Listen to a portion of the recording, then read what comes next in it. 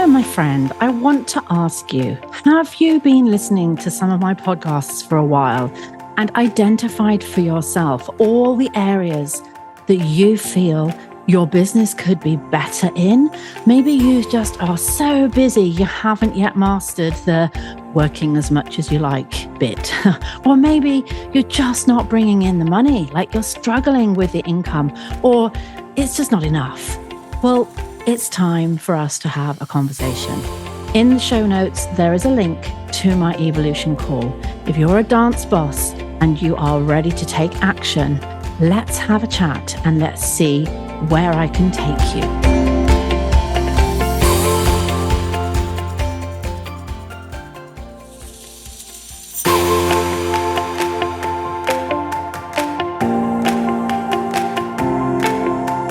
Hello and welcome, lovelies, to the Ultimate Dance Business Podcast. My name is Deborah Laws, the dance business expert. My passion is to help you turn your passion into profit while guiding you to work less and earn more.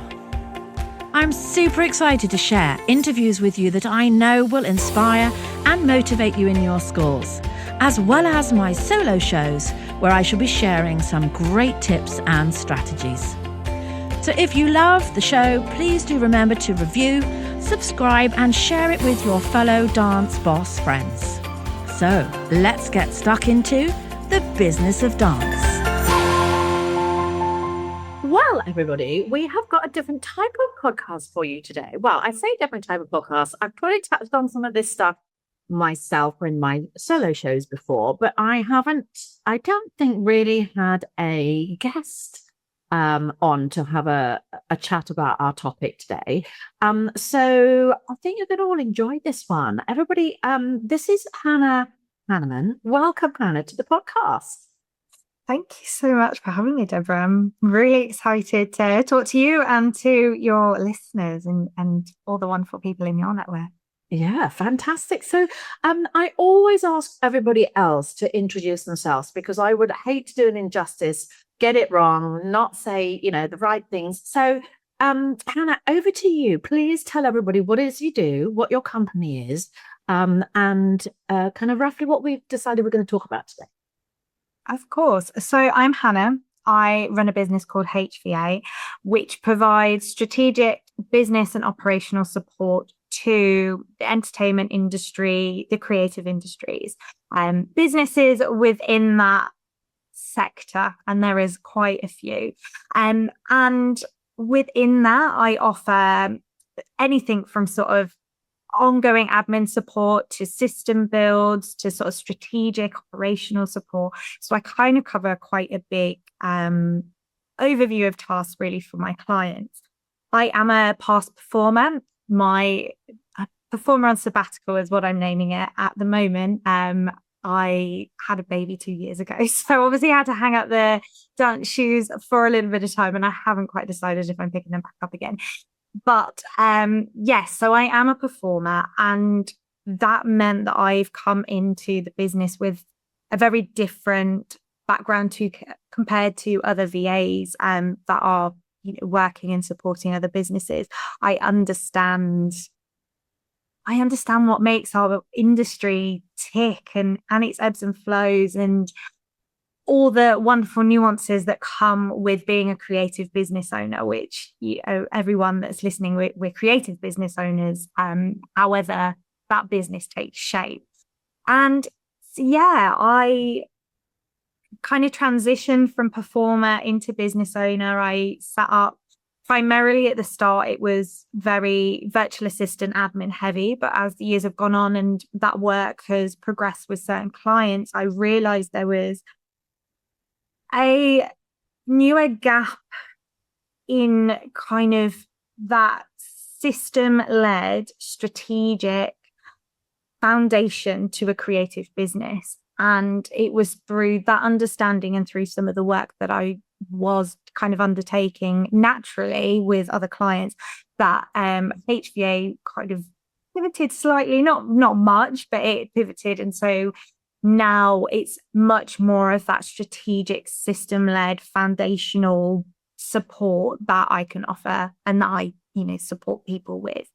Brilliant. Yeah. Fantastic. And I mean, I love that we've got you on the podcast today, because I think that we are a little bit of a special breed. Like we don't come from it with a normal business head.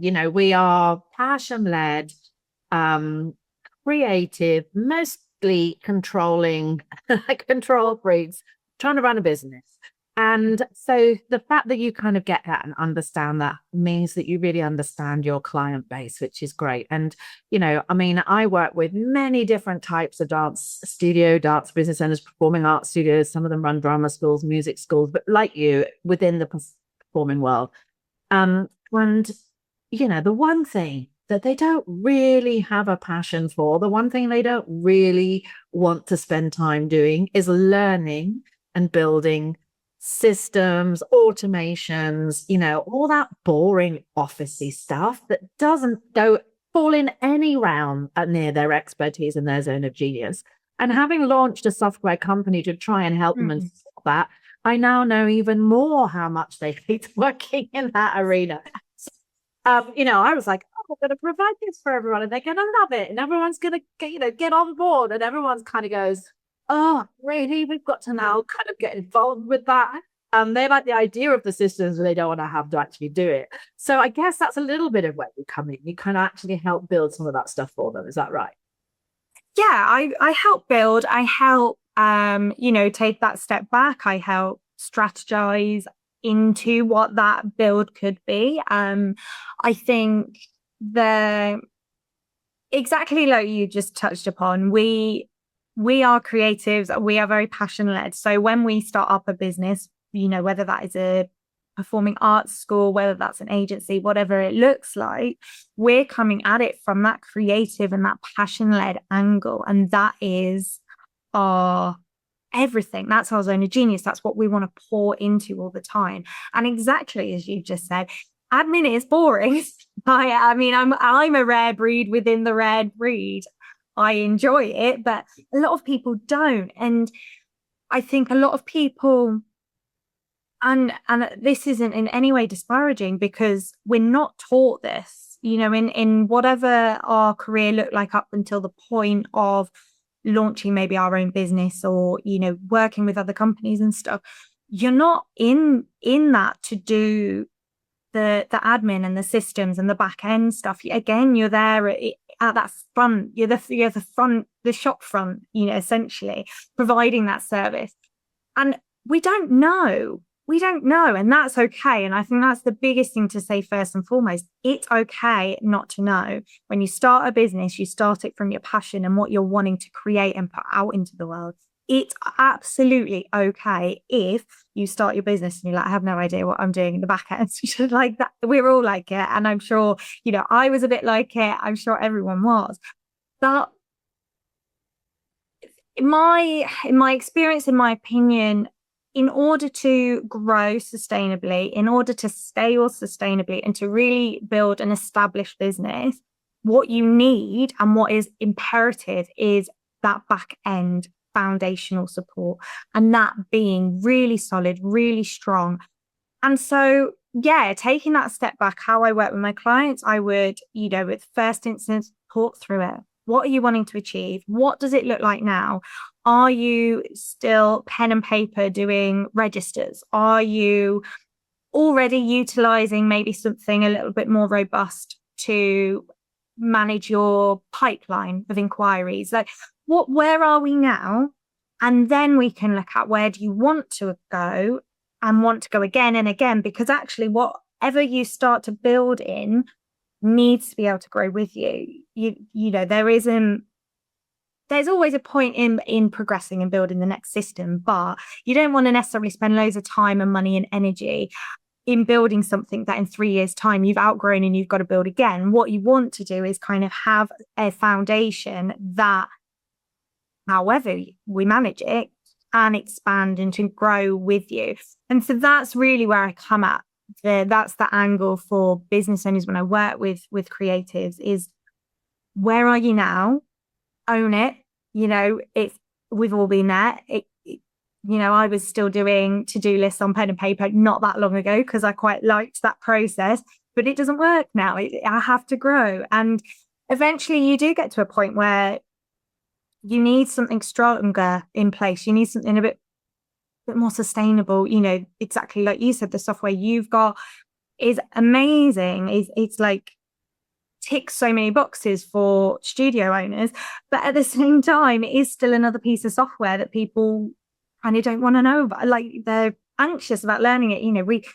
People don't feel like they're not techie, or they don't understand it, or it's just boring and they don't want to put their effort into it. And so having someone that can take that off their plate, set it up or just keep maintenance of it, help them scale, I think it's a worthwhile investment, really. Yeah, absolutely. And it is an investment because I think, and I say this to a lot of my clients in all aspects of business, not just around systems and admin, but I say to people, if there's something that needs to happen in the business because it's the next thing that you've got to embrace for growth or expansion or whatever, and it's really not your thing, like it's not your zone of genius, it's not something that you love, it's not something you're going to do well.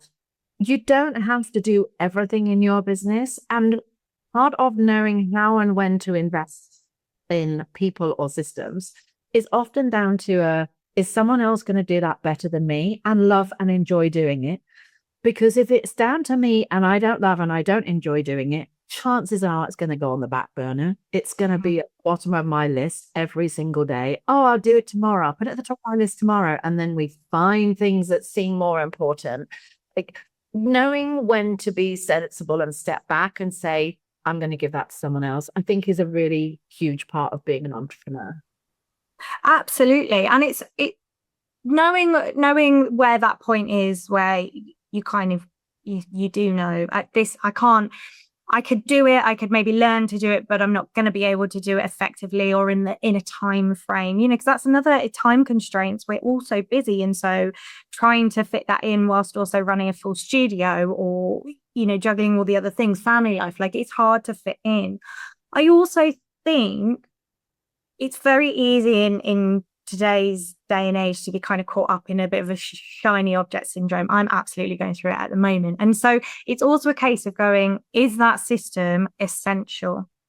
Is that something that this business needs? Or is it something that looked really nice on Instagram and I would love to have in the future, but right this second, I don't need it? And it's also knowing that difference, because again, it helps you plan strategically. If it's something that full well the current system in place is clunky, it's not working, it's manual, it's time consuming, that needs replacing and that needs updating. But if it's something that you went, oh, that would be lovely, imagine this, it doesn't necessarily need your time right now, but how can you fit it in your future plan and in that 5-year 10-year plan as you expand?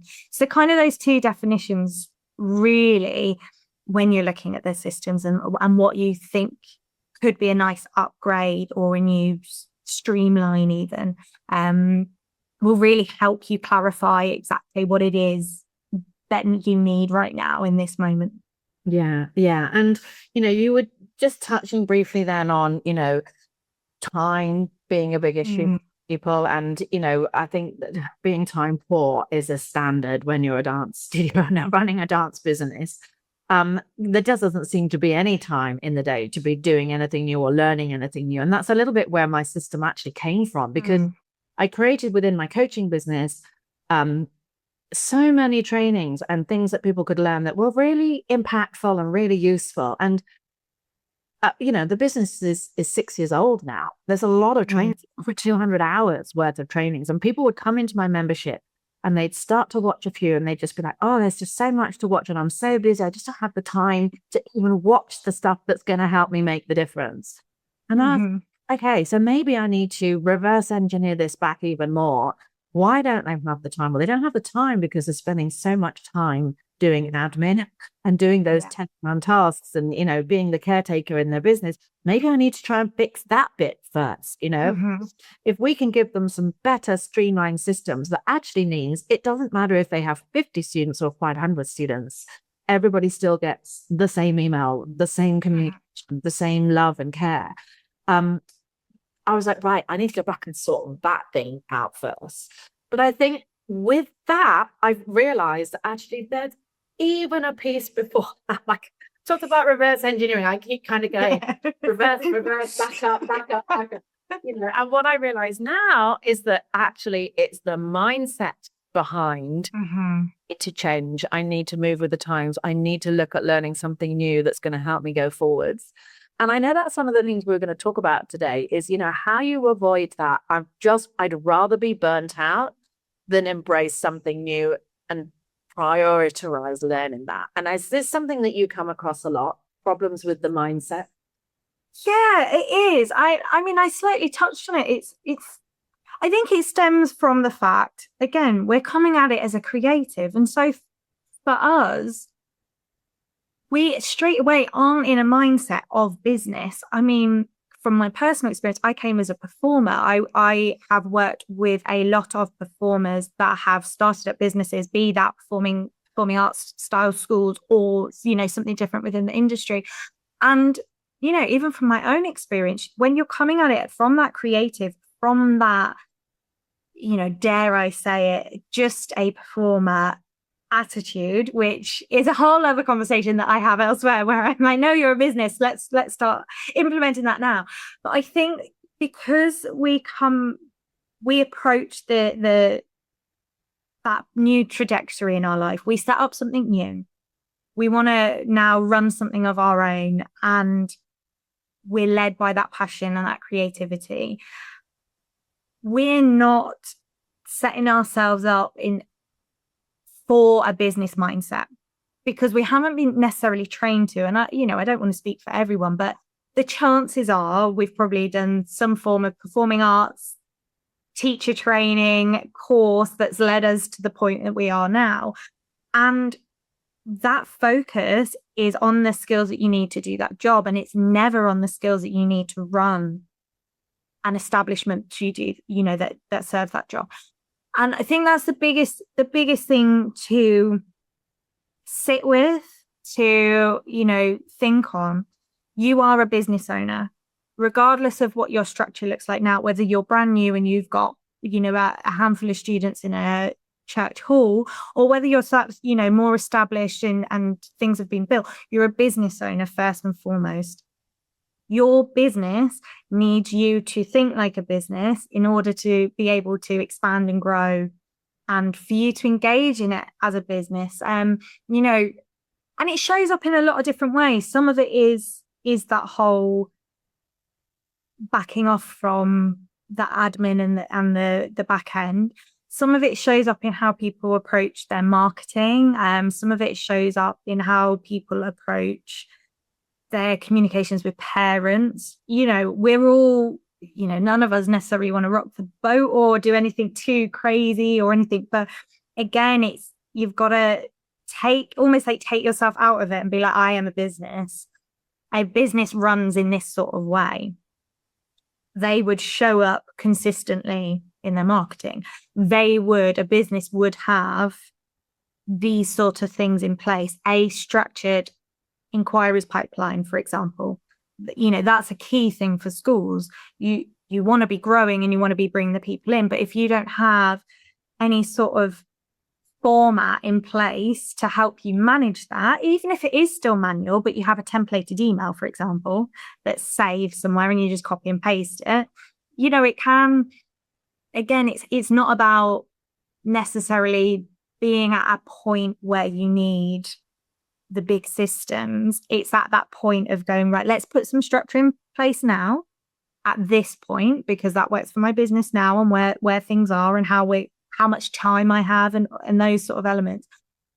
And then we can build on it. But I think first and foremost, you just need to have that moment where you can just reflect and say, no, I am a business. I'm not a dance teacher. I'm not a studio owner. They are, of course you are, but first and foremost, you're a business. And then from there, once you sit with it. And I mean, it took me ages to get there. I had such imposter syndrome as well. And I remember at one point being like, I'm still approaching this as a dancer, And again, I'm not trying to be disparaging on myself or anything, but I really did approach things like just a dancer and just, oh, hi, I'm just checking in, and that kind of vibe. I wasn't approaching things as a business, as no, this is what I can do for you. This is how I'm showing up in my space. This is how I'm supporting my clients. This is my look. This is my message. This is everything in that structured container that you would expect a business to provide. See, that would be the biggest thing. Just embrace it. It's scary, but it's so exciting. I am just going to pause here for a second because I just want to check that you know all about my new software, Dance Business Solutions. And if you don't, then I would love to show it to you.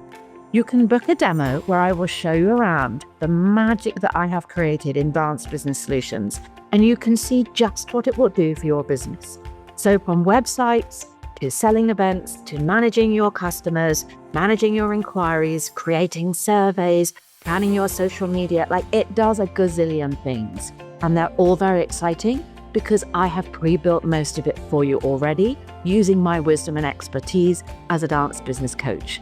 So go to dancebusinesssolutions.com as soon as you've finished listening to my podcast and click on book a demo. And I cannot wait for one of my team to show you around. Yeah, and I totally agree, because I remember going and doing a business seminar at one of the examination conferences, and I sat down and there were probably about 20 dance school owners in the room. And this is going back, I would say, probably 2019, I would think, just before COVID. And I'd started working one-to-one with a few people, but I was still running multiple dance schools and examining and doing all the things. And I'd started to think that actually, if I wanted to impact more people, I'd need to start doing this on a group basis rather than just one-to-one clients. So I went along and I did this in-person seminar for about 20 people. And the first thing that I got them to do was a session based around basically owning the fact that they were a business person.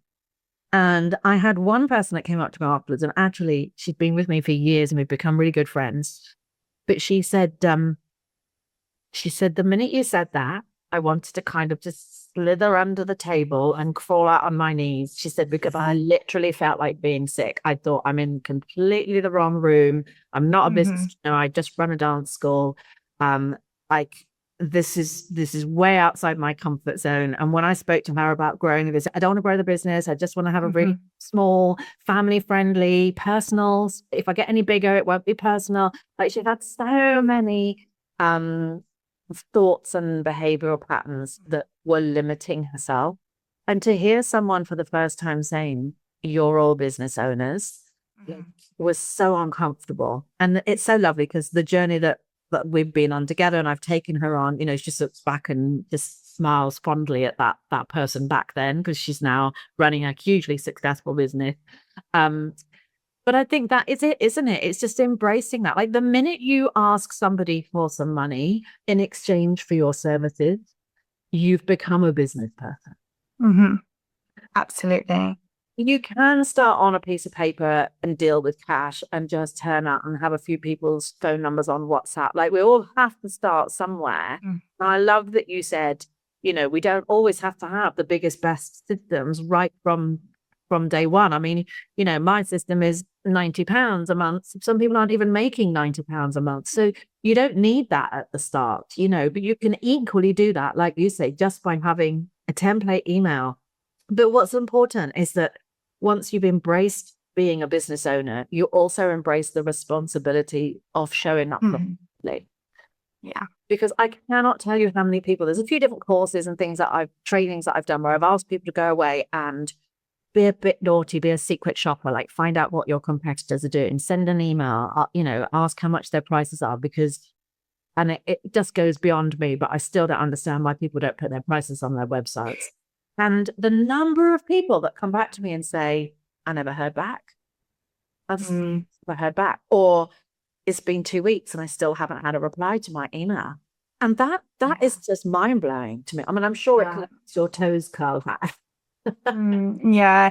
It's it's a shame, isn't it? And I get it. I get it because I work with clients where prior to me coming in to, to deal with the email inbox, that possibly would have been them.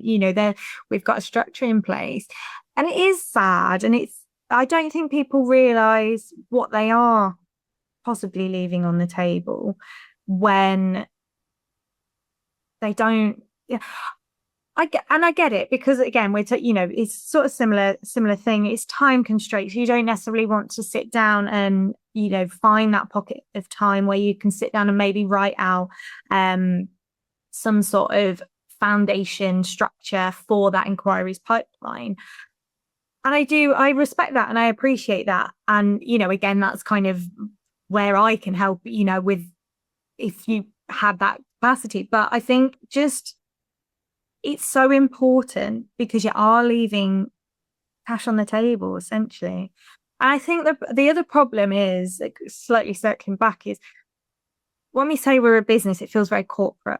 Business is and always has been, it's very corporate, isn't it? It's very men in suits and financial and, the offices in London, that kind of straight away you feel like you're not. And so I completely can see where your client, at that seminar was like, absolutely not, get me out of here. And, if you're looking online, there's an abundance of information online and support and help. A lot of it is still very corporate or suits an industry that isn't ours. And exactly like you're doing, Deborah, like I'm doing, we're building something that reflects our industry as is, and we're talking to the people in it. But just because we're saying you're a business owner doesn't mean that you have to, don a suit and a pair of high heels, or just sit in your office all day.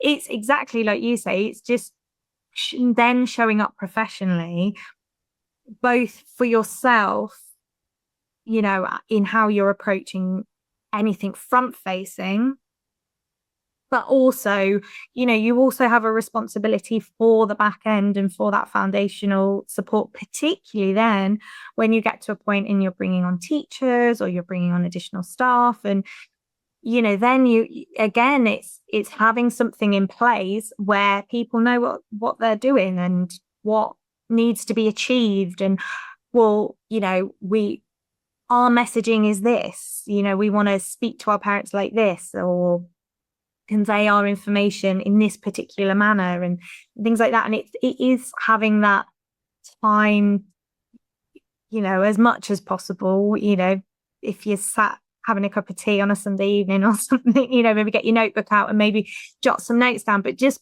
popping some sort of structure in place that's repeatable and that is effective, that you kind of have tested and that works. But also, don't be afraid if something you try it and you go, actually, that has not worked at all. Like I was missing emails left, right, and center, or I tried to do a template and it wasn't converting or something. Scratch it, try again, start again. That's fine as well. It is all a process. We're all learning at whatever point of business we're at. Again, if someone's highly established and has multiple venues and franchising and everything, they're still learning and they're still going to look at their foundations just on a grander scale. Yeah. You've just got to embrace it. But yes, do not think that by us saying you're a business owner, you are, sitting behind the desk all day and just doing admin, because that's not the point. Exactly. Yeah. And you talked about having an inquiry pipeline. Let's just do spend a couple of minutes talking actually about what some of this should look like or could look like. Somebody that's struggling to keep up and is feeling overwhelmed with the business at the moment. So having a process in place that deals with inquiries, that takes them all the way through a pipeline to, we've signed up, bought the leotard, we're fully in now. What other kind of systems do you think dance school owners kind of need to have that you've seen that have really helped people? So the inquiries pipeline would be number one. I'd say the second one is your financial side of things. You need something really robust to help you issue invoices, collect payments, keep on track of payments. Of course, within the UK, changes are starting to come into effect with how we are recording our, all of our invoices and expenses and stuff. Obviously, it's not touching everyone this year, but it is getting rolled out. So I think regardless, that is going to become a thing where people will have to be fairly on top of. But that is definitely one, because again, if you're not on top of your invoicing, or you have not realized that a client hasn't actually paid for 6 months because there was an issue, you've just lost money. And now you've got to have a slightly uncomfortable conversation, which, no one wants to be in that position. You want something repeatable. There's so many options available as well. So finances, enquiries, pipeline. I think also what is a really nice touch, and I've seen this with some clients as well, not everyone that inquires with you is going to book straight away, which is absolutely fine. For whatever reason, maybe the class was full that they wanted, or the times weren't quite right, or the school timetables changed and now they can't make that class, that sort of thing. Having a touch point with them, whether that looks like, a monthly email, or, sending out, doing like a little quiz, or doing something that you keep them warm, essentially. So you keep on their radar. Because again, it's very easy for, someone says, no, or, they ghost you, they don't get back to you, or they say, sorry, no, we can't do that particular class or whatever. And then it's very easy to lose them. And, if you are then in a position where you go, well, I want to put on a new class, or I want to fill up the numbers in this class, you've now lost a big chunk of people that would have been a lot warmer for you, to get on. So I think that's another key area that's simple, like I said, it doesn't have to, it's not like, bombarding people with messages that they don't want, but just kind of keeping in touch, if you run camps or workshops or something, they get information about it, and keeping in contact. But then marketing, that's another one, and that there's a lot that obviously falls under that marketing, but how you are promoting your school, and how consistently. And again, it doesn't have to be, glossy reels every single day, but just having that presence. Social media is very prominent now.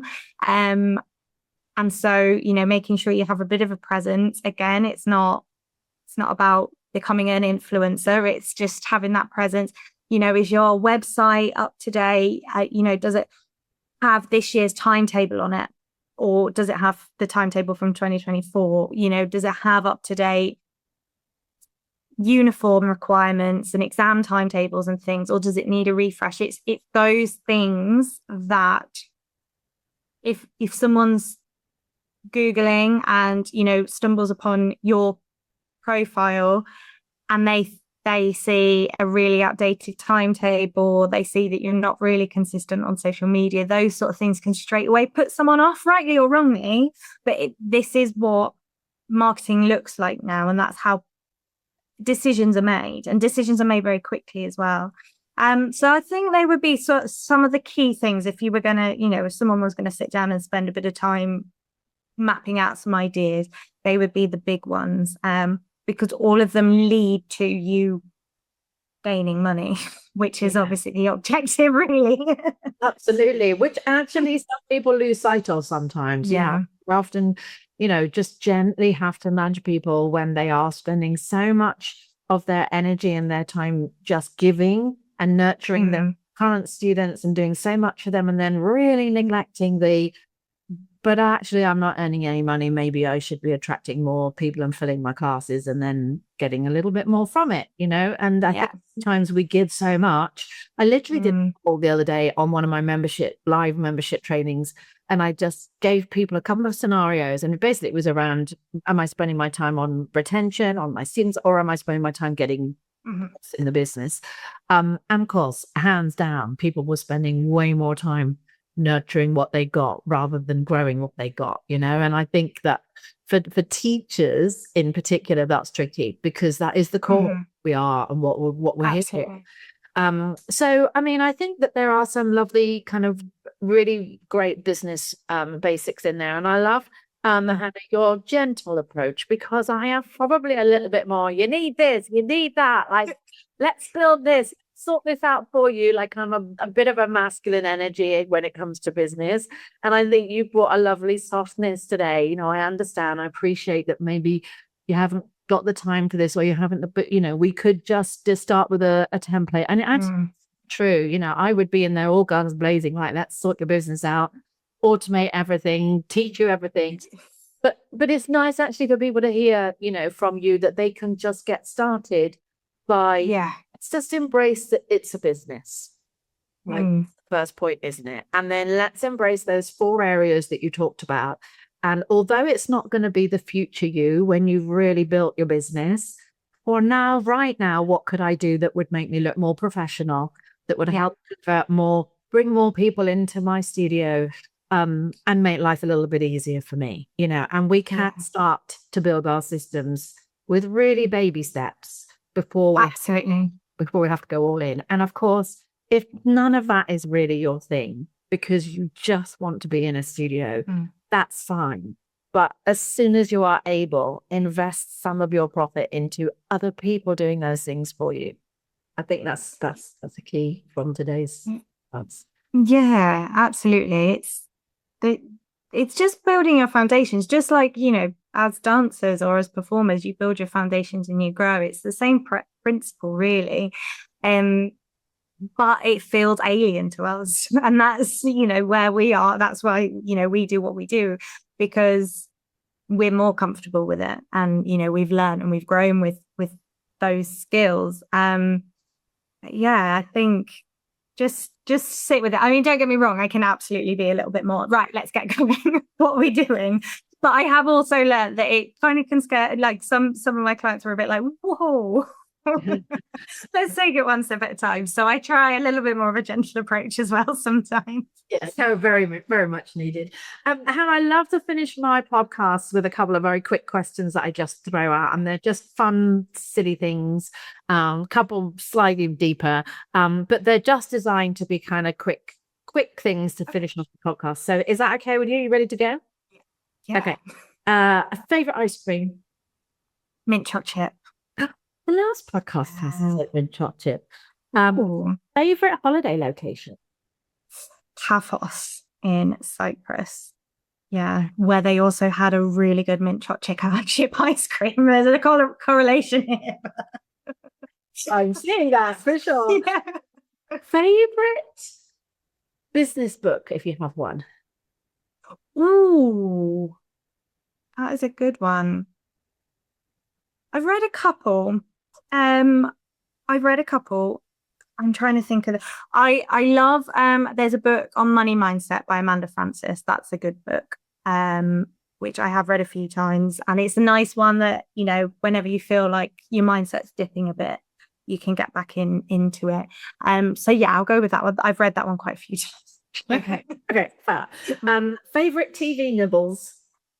Nibbled. Oh, I'm definitely more of a sweet than a savory. So possibly either a biscuit, shortbread's what I'm into at the moment, or dairy milk chocolate. Oh, absolutely. Yeah. I can't go on with that. And favorite thing that you wish you'd known before you started your business? It's okay to start, like, to be at that starting point. I think we all feel like we should be 10 steps ahead, you know, when we look at more established businesses and like, oh, I want to be there. It's okay to be at the starting point. That's a point, you know, that you start and then you learn and you grow. And that comes from a lot of factors, doesn't it? You know, with the prevalence of social media and stuff, it's so easy to constantly be chasing your tail, but also to just enjoy the moment, because I don't do that. I'm quite bad for like just enjoying the moment where I am in my business, rather than constantly chasing the next step, which I don't think is a bad thing, because it shows, you know, the passion and that you want the growth. But means that you possibly miss out on some of that lovely time to look back at where you've come from even, and then, be able to reflect. Absolutely, yeah. Hannah, thank you so much for giving up your time today and for sharing some really lovely insights into businesses and, in particular, the things that we need to support our business. And I wish you all the best with your business. Continue doing what you're doing. And do keep in touch, and we'll hopefully come across each other again. Yes, thank you so much for having me on. This was so lovely, and I hope your listeners have found it helpful. Absolutely, I'm sure they have. And if you want to find out any information about Hannah, you can find it in our show notes. All right, my darling, thank you so much. Take care. Thank you.